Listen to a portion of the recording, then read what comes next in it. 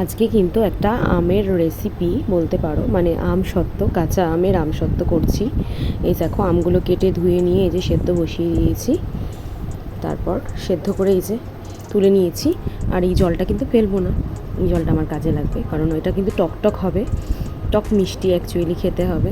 তো এই যে তুলে নিলাম, কারণ কি আমটার আমি ভালো করে পাল্প বের করে নেব, সেই জন্য তুলে নিলাম। আর এই জলটাকে একটু ঠান্ডা হতে রেখে দিয়ে দেবো পাশে।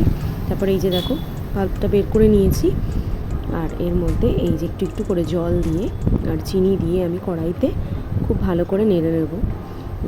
একটা ঘন ঠিক যখন হয়ে আসবে নাড়তে নাড়তে, তো তখন এটা আমসত্ত্বর জন্য রেডি হবে। এই যে আমি নেড়ে যাচ্ছি, তারপর জলটা দিয়ে দিয়েছি। এভাবে নাড়তে নাড়তে যখন আমের কালারটা একটু চেঞ্জ হয়ে আসবে, তখন বুঝতে হবে আমাদের এটা হয়ে এসছে। তো একটু ঘনও হয়ে যাবে। আর এখানে থালায় আমি তেল মাখিয়ে নিয়েছি, তেল মাখিয়ে নিয়ে তার মধ্যে আমসত্ত্বটা ঢেলে দিচ্ছি পাতলা পাতলা করে। অনেকগুলো থালা ইউজ করেছি, আর শুকিয়েও নিয়েছি রোদে একটু। তারপর এই যে আমার আমসত্ত্ব রেডি। আমি অল্প একটু তুলে তোমাদেরকে দেখালাম, বাদবাকিটা আমি পরে তুলেছি। তো এই যে দারুণ খেতে হয়, তোমরা বানিয়ে দেখতে পারো, খুব সুন্দর, খুব টেস্টি।